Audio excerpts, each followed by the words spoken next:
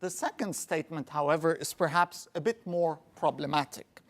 The statement says that whether, I got the same statement that Dr. Shahata received, whether a regime of liberal democracy, including adherence to principles of religious freedom, might serve to moderate or unleash the illiberal radicalism of some of these voices.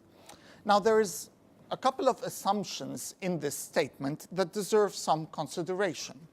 The first of these assumptions, of course, the statement indicates some form of qualification. Some of the voices will either be moderated or will become more radical, and not all of them. But there is an underlying assumption that there is some form of relationship between religious freedom, or the lack thereof, and religious radicalization. That this form of relationship is one of negative correlation. The more you have of religious freedom, the less you have of radicalization.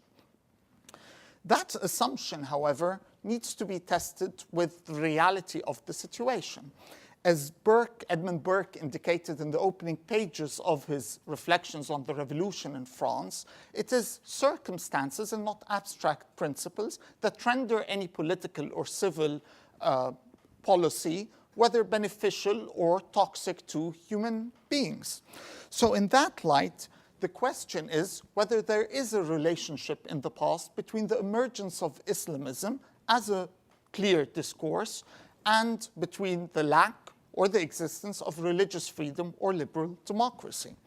Looking at the past, looking at the beginnings, the formations of the Salafi movement in Egypt, for example, 1912 and 1926, the establishment of the first Salafi organizations in Egypt, the establishment of the Muslim Brotherhood in 1928, whether at that time the lack of religious freedom was important, whether it played a role in the formation of modern Islamism, and whether, thus by providing more religious freedom, we will get a better situation.